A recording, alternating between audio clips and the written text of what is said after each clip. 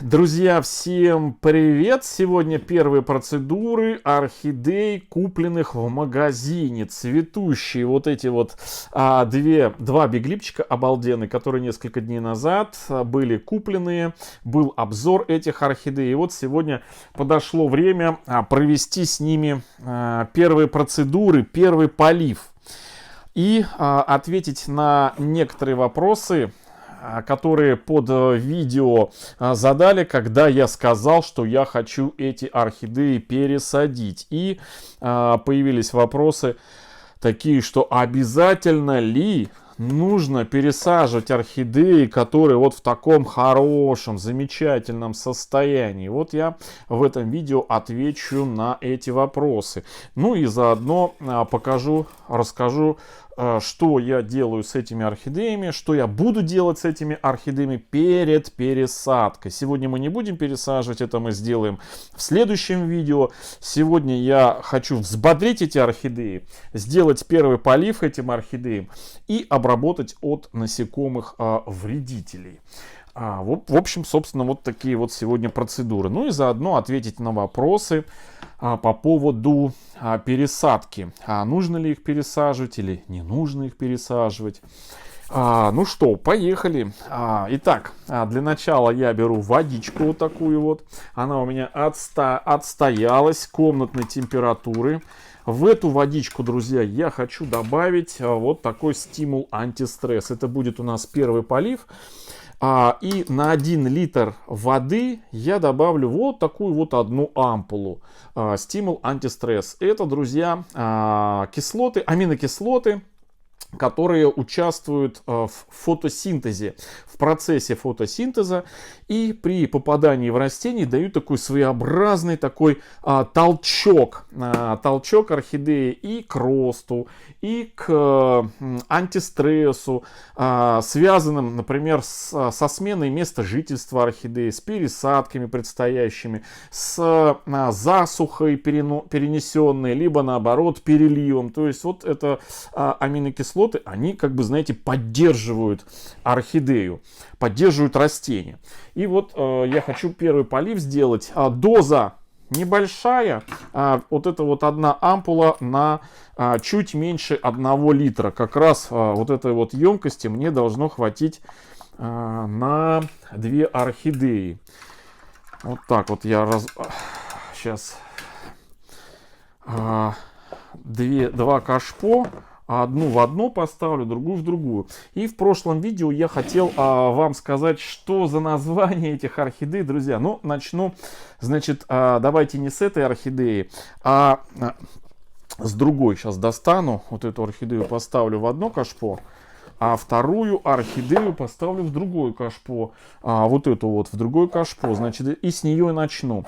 Что это за орхидея? Значит, смотрите, друзья. В прошлом видео у меня были сомнения, когда я ее распаковывал. И у меня были сомнения по поводу, как она называется. В общем, было несколько вариантов. И вот когда у нее вот этот бутон раскрылся, он буквально вчера вечером раскрылся, то есть он был вот такой вот, и вот он вчера раскрылся, и сомнений, друзья, не осталось. Когда я увидел, как эта орхидея зацвела, сами можете посмотреть, это орхидея «Осенний ветер». Такое название у этой орхидеи. Чего не скажешь вот по этим цветам, розовым, да, пастелла кис, можно сказать, там еще какой-то вариант розовых, да, то есть она такая розовая. То есть, видите, как осенний ветер, когда раскрывается, как он изначально цветет. Смотрите, как насыщенно такой персиково-оранжевый окрас у этой орхидеи. И как вот он уже выглядит через какое-то время после того, как раскрывает свои бутоны. Такие пастельно-розово-сиреневого цвета. В общем, друзья, это орхидея «Осенний ветер». У меня такая орхидея есть. Поэтому в прошлом видео я говорил, что вот состояние вот такое вот. В прошлом видео я говорил, что я не знаю, буду ли я ее разыгрывать, эту орхидею, но вот теперь, когда знаю название этой орхидеи, вполне возможно, мы ее с вами на нашем канале и разыграем. Так, что у нас тут с листиками? Есть какие-то вдавленные пятна. Это, возможно, вполне, что это отеки. В общем, друзья, это вот, значит, с первой орхидеей, вот с этой вот осенним ветром, с ней все понятно. Со второй орхидеей сложнее, ее точно я разыгрывать не буду. Почему? Потому что я название так ее и не нашел. Есть немножко похожий на эту орхидею, но прям вот, что прям в таком окрасе именно такую орхидею, сейчас вот так вот вам ее покажу, я не нашел. В общем, не знаю, как она называется. Возможно, это новый тестовый сорт, поэтому оставлю ее в своей коллекции. Вот если бы не было у нее вот этих вот прожилок, это была бы одна орхидея. Если бы не было у нее большой губы, да, и были бы прожилки, это была бы другая орхидея. Но так как эта орхидея совмещает вот эти все интересные такие схожести с другими сортами, я не смог найти максимально похожую на эту орхидею биглипчик, максимально похожий, чтобы, ну, хотя бы примерно назвать вам сорт этой орхидеи. В общем, друзья, пока что она остается без названия, тестовый сорт. Назову ее пока что чисто для себя, для понимания, что это вот такой вот сиренево-венозный биглип. Сиренево-венозный биглипчик. Я его потом для себя помечу, потому что когда он закончит свое цветение, чтобы мне его примерно понимать, что это за орхидея. Все. В общем, подливаю я водичку к орхидеям.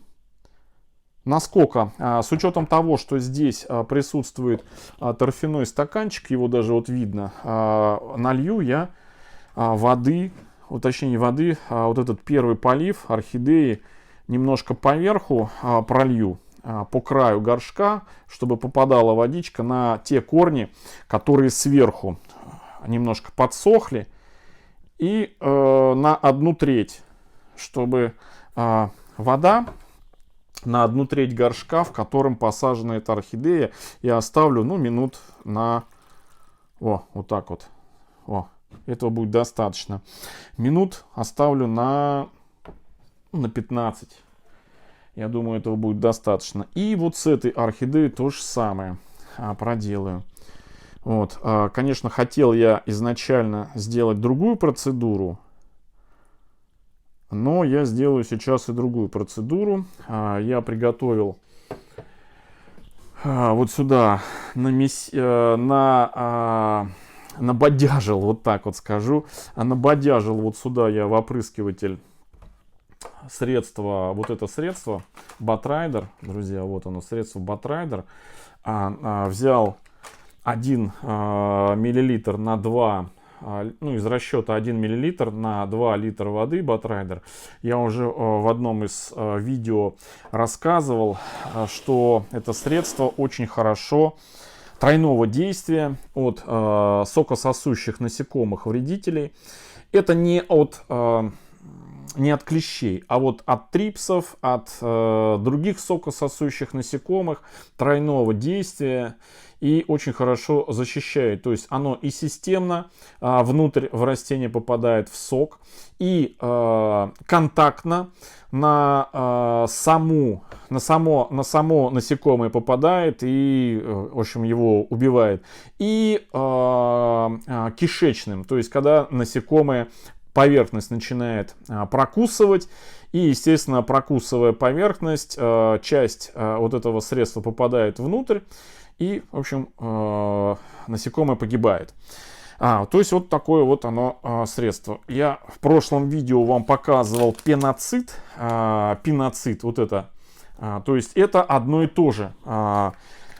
Одни и те же действующие вещества в одном и том же количестве, только называются по-разному. Абсолютно одинаковые препараты. И вот в таком средстве вот такое вот баллончик. Вот я уже открыл, он розового цвета. Я здесь за столом не буду сейчас опрыскивать. Я это сделаю отдельно в ванной комнате, потому что здесь у меня сейчас находится собака моя под столом на подушечке. И не хочу я, чтобы немножечко она попала на нее вот этого средства. Теперь по поводу, значит, когда и когда, как, какие обязательно или не обязательно пересаживать эти орхидеи. Значит, что хочу сказать, друзья. Те, кто задавал вопросы под видео, когда я показывал эти орхидеи и, значит, сказал, что я эти орхидеи пересажу, и, значит, задал вопрос в том контексте, что обязательно ли эти такие хорошие орхидеи пересаживать. Ну, наверное, недавно подписались на наш канал и не знают мою философию по отношению к новым орхидеям. Я не всегда пересаживаю орхидеи после покупки. Пересаживаю орхидеи по некоторым последующим причинам. Значит, первая причина, когда орхидея внешне очень плохо выглядит, и, то есть, ну, видно, что, допустим, у орхидеи потерян тургор, желтеют листья. В общем, все внешние признаки, говорящие о том, что у орхидеи есть проблемы с корневой системой. Тогда, независимо от того, вижу я корни внешне у этой орхидеи вот снаружи, вот так вот, в хорошем ли они, плохом внешнем состоянии, потому что корни, значит, внешние корни могут выглядеть хорошо, а желтые листья от основания желтеющие, потерянный тургор может говорить о том, что где-то внутри в горшке проблемы у орхидеи с корневой системой, либо с основанием, либо какие-то пятна на основании, то, конечно, я такие орхидеи пересаживаю, потрошу и смотрю, что там происходит. Орхидеи пересаживаю, у которых корней не видно. Так тоже бывает, что вроде бы внешняя орхидея выглядит хорошо, все листья, а корней у орхидеи не видать. Непонятно, что там с корневой системой. Фаленопсис — это такая орхидея тугодумная, что внешне она может цвести, листья будут упругие, такие, знаете, блестящие. Но он еще не знает, фаленопсис, что у него под основанием в горшке уже корней нету, корни вовсю гниют, и вот-вот болячка может перекинуться на основание и на само растение. И следующий момент пересаживаю, когда явно видно, что у орхидеи корни гнилые, каша. По всем внешним признакам визуально можно диагностировать, что проблемы с корнями нужно доставать, чистить и орхидею либо пересаживать, либо ставить на наращивание корней. Вот основные такие причины. А бывают, знаете, просто хочу пересадить орхидеи. И неважно, есть ли все перечисленные мною признаки, либо все у этой орхидеи хорошо. Просто хочу пересадить ее после пересадки, и здесь в этом нет ничего абсолютно плохого.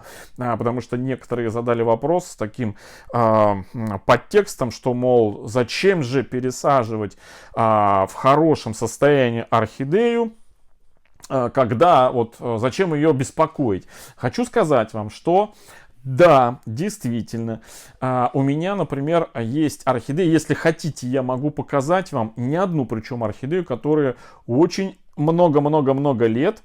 Есть даже орхидеи, которые более, наверное, более 10 лет находятся без пересадки в магазинной посадки.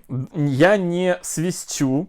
Вы действительно знаете это орхидеи. Я их еще показывал в 2017, в 2018 году. Это известные у нас на канале орхидеи. Но я никогда не говорил о том, что эти орхидеи не пересажены. Я просто показывал, как они цветут. У них даже есть свои плейлисты. И вот они после магазина были куплены, и вот ради интереса сперва у меня пересадки как бы переносились, думаю, ну вот отцветет, потом пересажу, отцветет, потом пересажу. И вот так год, два, три и все. И потом уже переросло в наблюдение, а что же будет дальше? Вот просто наблюдаю и смотрю, как долго орхидея может прекрасно себя чувствовать в магазинной посадке без пересадки. Как долго? Вот уже есть орхидеи по 10 с лишним лет. Если вам интересно, я покажу, сделаю обзорчик таких орхидей. Но это тоже не панацея, потому что очень часто без пересадки орхидеи, и даже я бы сказал в большинстве случаев, что не пересаженные орхидеи могут получать проблемы, связанные с наличием вот того самого торфяного, кокосового торфяного горшочка. И, кстати, у этих орхидей, про которые я сейчас сказал, у них присутствует этот горшочек, и он даже уже прям с самими орхидеями из горшка вот так вот вываливается. То есть орхидея растет, наращивает листья и так тянется, тянется, тянется уже такие с длинными основаниями, и прям уже горшок наружу. И вот проблемы возникают именно с этими горшочками, когда в случае каких-то, скажем так, с поливом связанных, либо с насекомыми, которые появляются с моментом начала разложения органики в горшке, появляются насекомые, и которые на своих лапках начинают переносить различные вирусы и бактериальные болезни, бактериальные гнили. Вот тогда и глазом можно не успеть моргнуть, как орхидея может буквально от нескольких часов за пару, там, за 2-3 дня буквально просто в кашу превратиться, зажелтить листья и развалиться на глазах. Поэтому, ну, хотя вы знаете, и пересаженные орхидеи тоже могут, тоже такая же участь может постичь. Но не пересаженных процент выше. Поэтому здесь, конечно, лучше орхидею, конечно же, пересадить. Но если она в прекраснейшем состоянии, если она цветет, и вы хотите просто быть на 100% уверены, чтобы она еще чуть-чуть какое-то время подцвела, и не уверены в том, что после пересадки она продолжит свое цветение, то можно, конечно же, с пересадкой повременить. Но вот я хочу пересадить эти орхидеи, и этим все сказано. Вот, пересадить, как я уже анонсировал, в необычную, ну, в общем, в то, во что мы еще не сажали. Вот. И это мы сделаем буквально в одном из следующих видео. Ну что, наши орхидеечки стоят, напитываются антистрессом перед предстоящей пересадкой. И сейчас я закончу видео и обработаю, опрыскаю полностью листья со всех сторон, сверху, снизу. Сами цветы прыскать не буду. Я уже и говорил, что Batrider, он же пиноцид, средство хорошее от насекомых, сокососущих насекомых, в том, что не надо прыскать сами цветы, что это средство, попадая на листья и на корневую, впитывается в ткани и потом с соком доходит до цветов. То есть пока растение имеет бутоны, пока растение в цветоносе циркулирует сок, пока оно еще цветет, да, то можно вот опрыскивать Batrайдером и на сами цветы не прыскать. То есть сок зайдет за несколько часов и уничтожит в случае наличия сокососущих насекомых. В общем-то, вот такая вот история. Все, друзья, вот такая небольшая процедура вот с этими двумя орхидеечками. Сейчас я выключу камеру и опрыскаю их от насекомых вредителей. Ну а уже при пересадке этих орхидей мы с вами их обработаем от грибково-бактериальных заболеваний. Но это уже будет в одном из следующих видео. Все, друзья, всем хорошего настроения, всем добра, здоровья. До встречи в следующем видео. Всем пока.